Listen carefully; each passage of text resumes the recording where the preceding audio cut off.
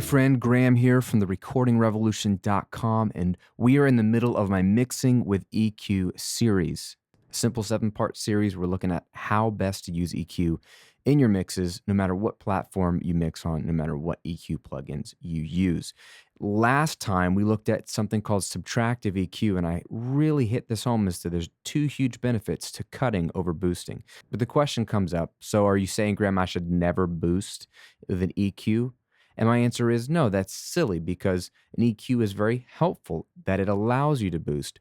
You just want to remember that with subtractive EQ, you're cutting the bad, freeing up headroom. There's the dual threat bonus. And then that allows you to bring in some additive EQ or some boosting EQ to do one thing and one thing only, and that is enhance the good. What I don't want you to do is use EQ as a tool to change the sound of something because it doesn't sound the way you want. Now, there are definitely times for that where you're sound designing, you're doing something extreme, you are just trying to make an effect. But for 9 times out of 10, boosting should be used to enhance what's already good about a track, not dramatically change the sound of a track, in my humble opinion. So let me show you 3 examples in this same song where I have used additive EQ to slightly and gently enhance the good parts of a track. We're going to look at a bass guitar, we're going to look at a dirty organ part, and then we're going to look at the mix bus. Let's start with the bass guitar. Here's the bass by itself without any EQ.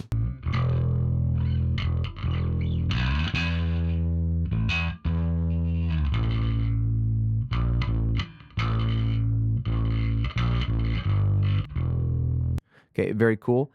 In the EQ, you'll notice I've done 2 cuts, hence the subtractive EQ. I've taken out a little bit around 55, which is probably where the kick drum was living, free up some space for that. And I've also taken out a little bit around 322.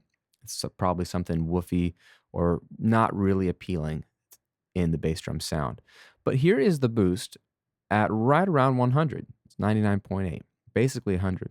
This is where I've done a 3.3 dB boost. This is my enhancement move on the bass. So first, take a listen to what the EQ does, all 3 moves together, and then we'll zoom in on the boost.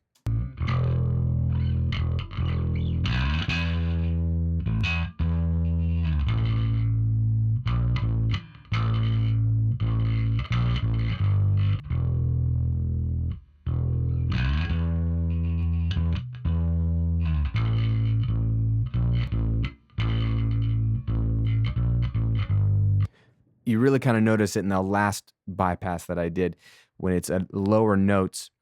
The bass doesn't change drastically. It just goes from, okay, normal bass tone to a little fuller and a little beefier, a little rounder, okay? Part of that is cutting out the stuff that isn't helping. And we looked at that in the last video. But the other part is what I like to do is find what is the sweet spot on that track and just give it a little bit more of that, right? That's our job as a mixer, is to take good stuff and give it a little bit more of the good and bring it out, make it a little bit more of what it is. And that's why enhancing an additive EQ is totally fine. And it's recommended. Just understand 2 things. 1, it's to enhance what's already good about it. And 2, I like to be subtle with it. So in this case, I've done a 3 dB boost at 100. Okay, Graham, how did you know 100 and why 3 dBs? Well, the answer to the first part is you guess and you sweep around. Over time, you'll learn what frequencies really do sound good. But in this case, I know that there's something going to be down there between, 60 and 150 maybe. That might be the weight of the bass guitar. And I want to enhance that. So what I did was just simply start with the low mid frequency knob here and boost it real high, tighten it up so I can zero in on one frequency and start sweeping around to find where is the beef. Let's take a listen.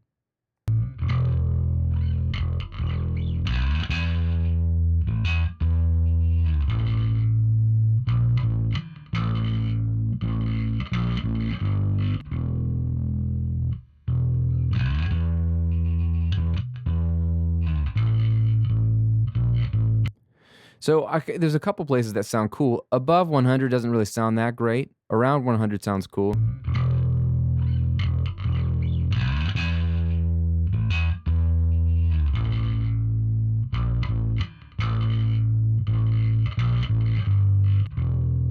80 sounds good. So kind of it depends on what note the bass is playing, obviously, because that'll affect the frequency. So in this case, I landed on around 100 because it seemed to add some of the weight to the bass guitar around 100. Now, this is obviously an extreme boost. This is almost a 12 dB boost because I really want to hear where is their energy? Where is that? Oh, there's the nice low end. Once I found it, and again, I don't care what the number is, I'm just looking for it. Once I found it, and once you find it, dial it back to 3 dB chunks. 3 dB is like an obvious unit of volume. Yes, you can go up by half dB or 1 dB, but for individual tracks, if you do 3 dB, it's like a noticeable volume chunk. And so I work in 3 dB chunks. I'll do 3, and if that's not enough, I'll do 6. If that's not enough, I'll do 9, but usually I'm between 3 and 6 dB when it comes to boosts or cuts. Now, you might have noticed I also had a little bit wider Q, so it sounds a little bit more natural. When you're doing a boost, you don't want to have a very narrow Q. If you don't know what a Q is, go back and watch the first video in this series on the smart volume knobs. You understand all the tools here. But you want it to be a little bit wider on a boost typically because it sounds more natural. So that's what I've got here is I found the frequency by boosting and sweeping. I dialed it down to a 3 dB chunk, and then I just widen up the Q so it's a little more natural. Now, the problem is after hearing that big boost, you're going to miss that nice low end because you have gotten used to, even in a few seconds, that extreme boost. So a 3 dB boost will sound like nothing to you. But you have to then go back and bypass and remember that it has helped. It has brought the bass to be a little fatter around 100. So we'll take it away.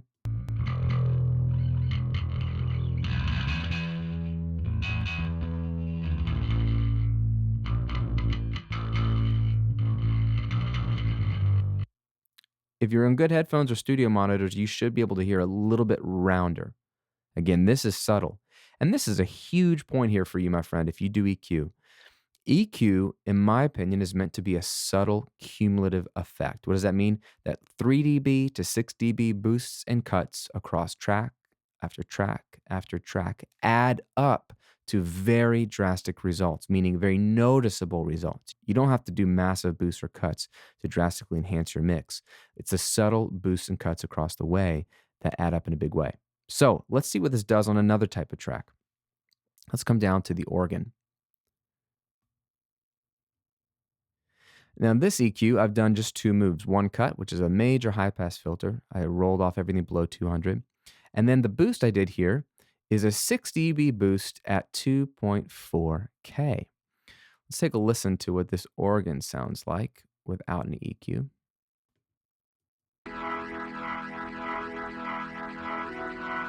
Bring it up the middle.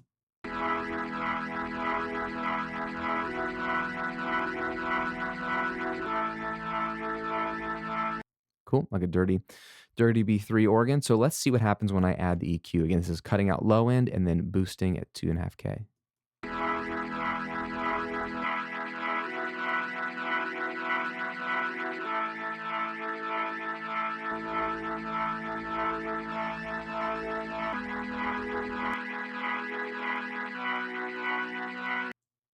Okay, the first thing I notice is the cut.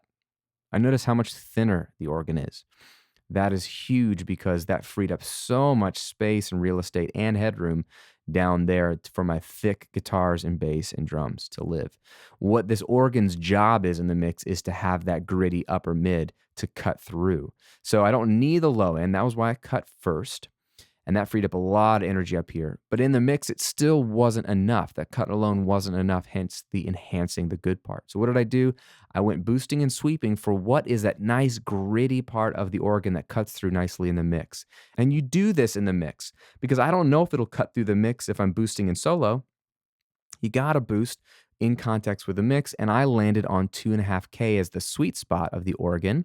Okay, I really like that. And I decided to then do a 6 dB boost because 3, again, remember the 3 dB rule chunks. The 3 dB was not enough, so I left it at 6 dB, a nice double chunk if you want to call it that. So listen to what happens when I take away the boost here. I'll leave the high pass filter and I'll just take away the boost.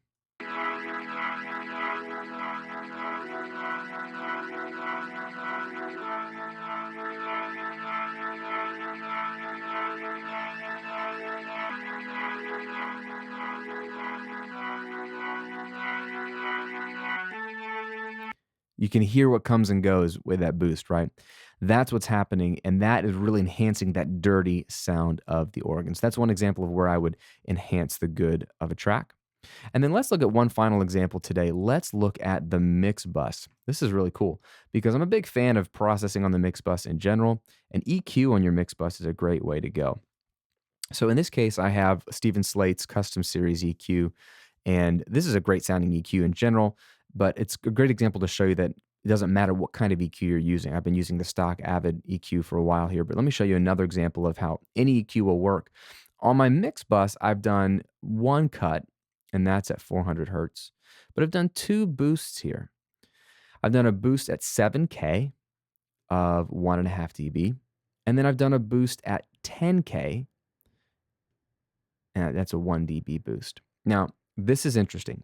Number one, I'm affecting the whole mix here with these boosts. This is not on an individual track. The whole mix gets these boosts. That's interesting. Number two is my dB increments are a lot smaller. The biggest one being 1.5 dB, the smallest one being 1 dB. Why? Because of the first point. I'm mixing everything through this, so I want to do even more subtle EQ moves here because it has a major cumulative effect on everything. So what I've done here is actually listen to the entire mix through an EQ and tried to boost the areas of the mix that sounded good and I want to hear more of. And in this case, it was the 7K range that I wanted to hear more presence in the vocal, and the 10K and up range, I wanted to hear a little bit more crisp top end in the cymbals and just the nice hype of the mix. So take a listen to what this is bringing to the mix. I'll bypass it and then bring it back in. Sticks and stones are tearing me in two until you start breaking me down to my bones and fill me with spirit, sword, shield, and